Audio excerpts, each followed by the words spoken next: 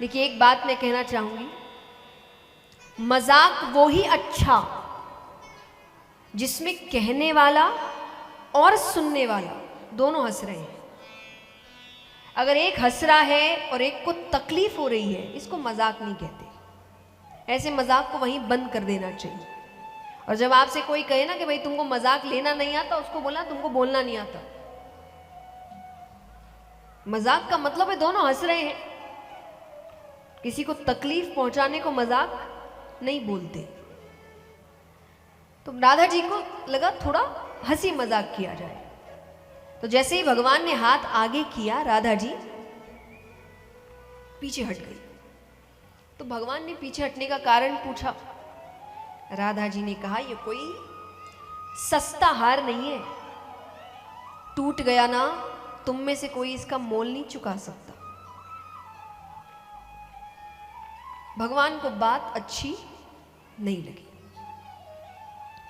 पर हमारे जैसे तो है नहीं कि वही लड़ाई झगड़ा शुरू। भगवान चुपचाप वहां से चले गए।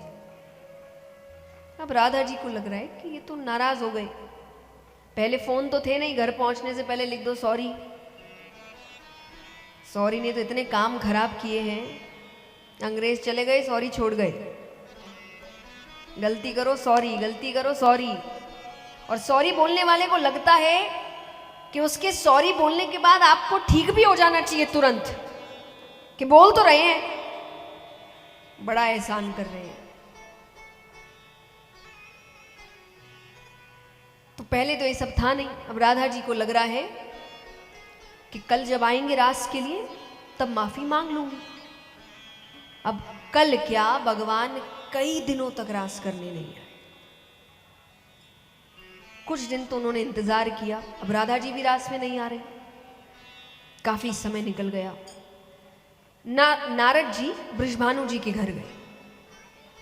तो ऐसे ही हालचाल पूछ रहे हैं। बातचीत में उन्होंने विवाह का प्रसंग छेड़ दिया कि विवाह के बारे में क्या सोचा है।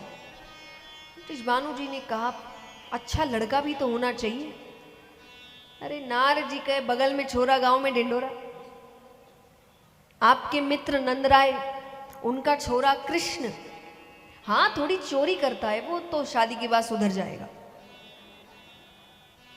देखिए, भगवान की बात अलग है, पर मुझे हमारे समाज की एक बात अच्छी नहीं लगती कि जब लड़की बहुत समझदार हो जाती है, कि समझदार हो गई है, उम्र सही है, चीजों का ज्ञान हो गया है, तब परिवार कहता है कि इसकी शादी कर दो। और जब लड़का बहुत बिगड़ जाता है कि परिवार से ही नहीं संभल रहा, तो कहते इसकी शादी कर दो, जिम्मेदारी आएगी, सुधर जाएगा। तो वो जो घर बार छोड़कर आ रही है, किसी को सुधारने आ रही है, यही काम है उसका।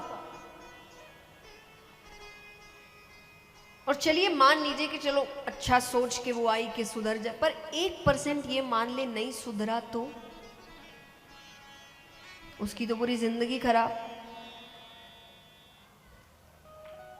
तो जब दोनों समझदार है, दोनों विवाह के लायक है, काबिल है और तैयार है, तब करिए। ये शादी कोई उम्र की चेकलिस्ट नहीं है, इतने उम्र में ये, इतने उम्र में ये, इतने उम्र में शादी। क्योंकि ऐसे दूर से देखने में शादी बहुत 3-4 दिन के फंक्शन, अच्छे अच्छे कपड़े, उसकी ये पिक्चरों में यहीं तक दिखाते हैं ना, उसके बाद तो असली जिंदगी शुरू होती है। साधारण शब्दों में शादी किसी एक व्यक्ति के साथ आगे के 50 से 60 साल एक कमरे में रहना है। यह आसान नहीं है, बहुत जिम्मेदारी का काम है। इसको सोच समझ के करिए।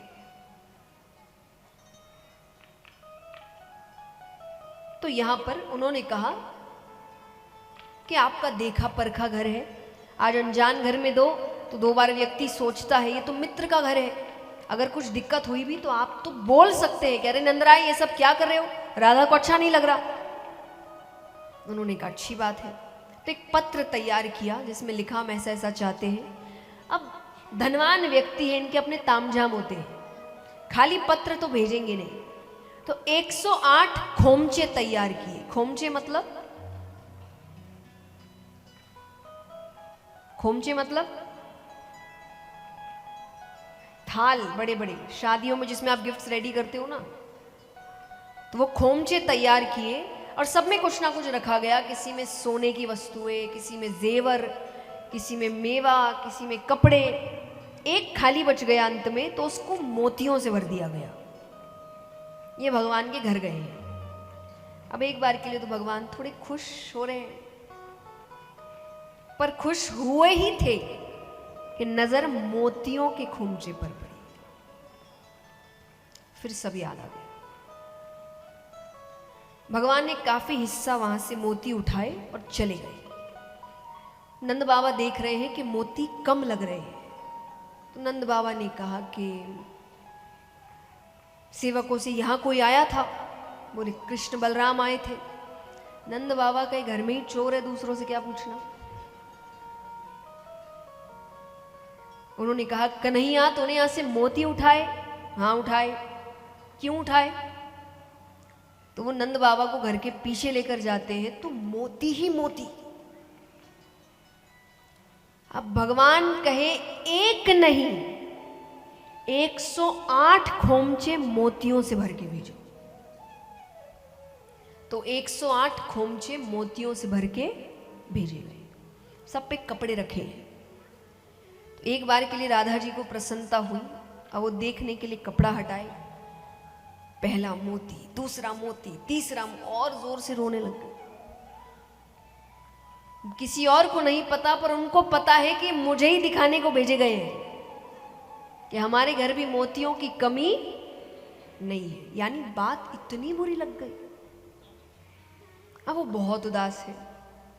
तो बृषभानु जी ने एक ऐलान किया है कि राधा बहुत उदास है, भोजन नहीं कर रही, किसी से बात नहीं कर रही।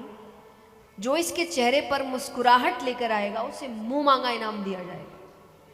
खबर वृंदावन से बरसाने गई, बरसाने से वृंदावन गई। भगवान का मन विचलित हो गया।